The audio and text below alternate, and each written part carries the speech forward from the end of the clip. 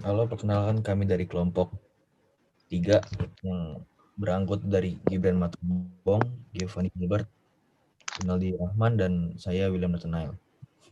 Pada kesempatan kali ini kami ingin menjelaskan tentang training dan developing employees. Next. Training itu sendiri memiliki arti pelatihan yang merupakan suatu proses pendidikan jangka pendek yang mempergunakan prosedur sistematis dan terorganisasi.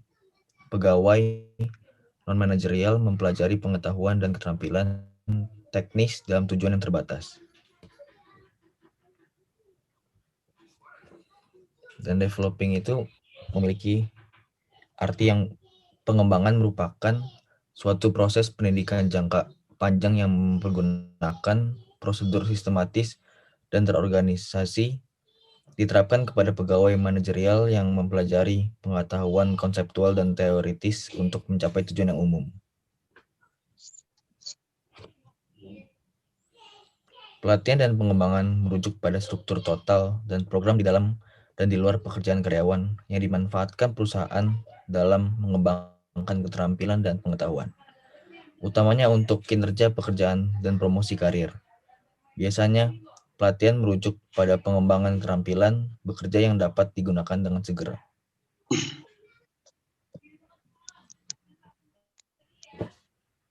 Manfaat dari training and development ini adalah pertama mengurangi dan menghilangkan kinerja yang buruk. Kedua, meningkatkan produktivitas. Ketiga, membentuk sikap loyalitas dan kerjasama yang lebih menguntungkan. Keempat, memenuhi kebutuhan perencanaan sumber daya manusia. Kelima, mengurangi frekuensi dan biaya kecelakaan kerja. Dan yang terakhir, membantu karyawan dalam meningkatkan dan pengembangan pribadi mereka.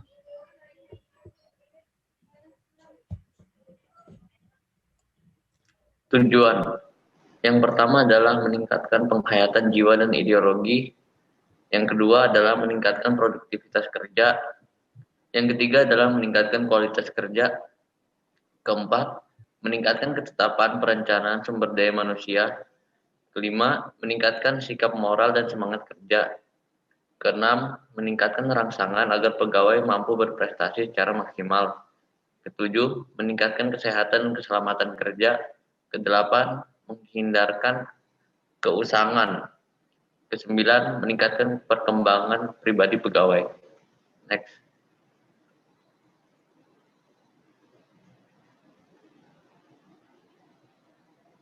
Tahapan pelatihan dan pengembangan. Yang pertama adalah mengidentifikasi kebutuhan pelatihan. Kebutuhan pelatihan dapat muncul karena adanya tuntutan yang akan dihadapi di masa depan, atau juga dari masalah yang muncul saat ini karena ada yang tidak beres. Analisis terlebih dahulu masalah penelitian, kemudian tentukan prioritas apakah masalah tersebut mendesak ataukah penting. Ada 3 analisis kebutuhan pelatihan dan pengembangan, yaitu next. Analisis organisasi. Menganalisa tujuan organisasi, sumber daya yang ada, dan lingkungan organisasi yang sesuai dengan kenyataan. Dalam menganalisis organisasi perlu diperhatikan pertanyaan where is training and development needed and where is it likely to be successful within an organization. Hal ini dapat dilakukan dengan cara mengadakan survei sikap pegawai terhadap kepuasan kerja, persepsi pegawai, dan sikap pegawai dalam administrasi. Di samping itu, analisis organisasi dapat menggunakan turnover, absensi, kartu pelatihan, daftar kemajuan pegawai, dan data perencanaan pegawai. Yang ketiga adalah analisis pekerjaan. Analisis pekerjaan dan tugas merupakan dasar untuk mengembangkan program job training, sebagaimana program pelatihan analisis job. Dimaksudkan untuk membantu pegawai meningkatkan pengetahuan, skill, dan sikap terhadap suatu pekerjaan.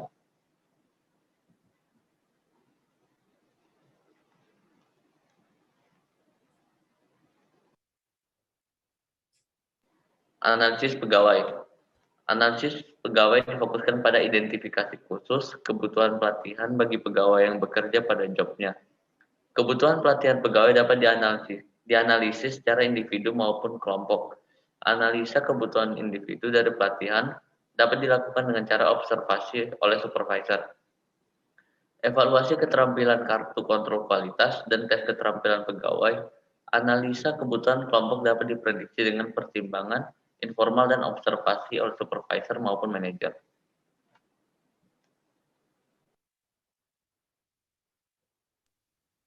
Yang kelima, menetapkan kriteria keberhasilan dengan alat ukurnya. Jika sebagian besar trainer menunjukkan adanya penguasaan, maka dapat disimpulkan proses pelatihan efektif. Untuk mengetahui adanya penguasaan yang meningkat, sebelum pelatihan dilakukan dengan ujian tentang taraf penguasaan trainer, pretest, dan dibandingkan dengan hasil ujian yang diberikan setelah pelatihan diberikan. Kemudian dihitung taraf kontribusinya. Next. Yang ketujuh, memilih metode pelatihan dan pengembangan. Pada saat rancangan metode dan media yang digunakan harus diperhatikan keterampilan trainer dan sumber daya yang perusahaan miliki.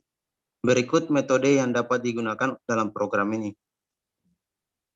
Yang pertama, self-learning, on the job training, lecture, task assignment, project assignment, job rotation, coaching, rapat, counseling, seminar, case study, action plan, laboratory training, tryout, mengimplementasikan dan mengevaluasi.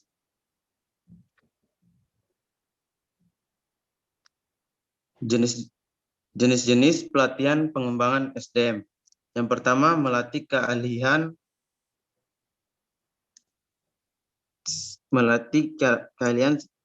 karyawan. Pelatihan dan pengembangan pertama yang bisa dilakukan pada SDM atau karyawan perusahaan adalah melatih keahliannya atau bisa disebut skill training. Pelatihan ini juga cukup sering dilakukan beberapa perusahaan. Program pelatihan ini terbilang sederhana, caranya bisa dengan menilai apa yang menjadi kebutuhan atau kekurangan yang kemudian bisa diidentifikasikan lewat penilaian yang lebih teliti. Next. Yang kedua, pelatihan ulang, retraining. Perusahaan juga melakukan pelatihan ulang atau disebut retraining agar bisa memberikan keahlian yang benar-benar dibutuhkan oleh SDM yang ada. Hal ini dilakukan guna menghadapi kondisi tuntutan pekerjaan yang akan terus berubah. Sehingga dengan pelatihan ini, SDM yang ada di dalam perusahaan bisa bekerja dengan lebih percaya diri ketika menyelesaikan suatu pekerjaan. Selanjutnya, saya akan melanjutkan penjelasan jenis-jenis pelatihan dan pengembangan SDM. Yang ketiga, cross-functional training. Pelatihan dan pengembangan yang bisa dilakukan selanjutnya adalah melakukan pelatihan lintas fungsional. Ini merupakan pelatihan yang akan melibatkan para karyawan perusahaan agar bisa melakukan aktivitas kerja di dalam bidang yang lainnya, selain pekerjaan utamanya. Selanjutnya, pelatihan tim atau tim training. Memberikan pelatihan tim kepada sumber daya manusia perusahaan merupakan hal yang sangat dianjurkan. Karena bagaimanapun juga karyawan di dalam perusahaan tidak akan bekerja sendirian. Mereka harus bisa menyelesaikan masalah atau pekerjaan secara tim agar tujuan perusahaan bisa tercapai. Melatih kreativitas perusahaan. Proses pelatihan kreativitas atau disebut juga dengan creativity training merupakan program pelatihan dan pengembangan yang bisa memberikan peluangan agar sumber daya manusia perusahaan bisa mengeluarkan sebuah gagasan berdasarkan nilai rasional. Gagasan itu nantinya akan lebih dikembangkan agar bisa membangun perusahaan menjadi lebih baik lagi. Yang keenam, pelatihan mengenai teknologi yang berhubungan dengan perusahaan. Sekarang ini perkembangan teknologi sudah semakin pesat. Perusahaan tidak dapat menutup mata bahwa pastinya ada saja teknologi yang mempengaruhi sistem kerja dalam perusahaan. Bila tidak menerimanya, maka bukan tidak mungkin malah akan menyebabkan ketertinggalan dan tidak akan berkembang. Oleh sebab itu, ketika menyadari bahwa pengaruhnya cukup besar, sebaiknya perusahaan memberikan sebuah pelatihan kepada sumber daya manusia di dalamnya, agar tidak gagap teknologi atau gaptek. Dengan begitu, sumber daya manusia akan bisa melakukan pekerjaan secara produktif, kreatif, dan inovatif sesuai dengan zamannya. Yang ketujuh, pelatihan bahasa. Pelatihan dan pengembangan mengenai bahasa juga sebaiknya harus dipertimbangkan bila perusahaan ingin lebih berkembangnya lagi. Jangan menutup mata dengan perbedaan bahasa. Karena bisa saja pasar ditargetkan perusahaan ternyata adanya di luar negeri bukan di Indonesia. Ambillah peluang pasar tersebut bila memang itu baik untuk perusahaan.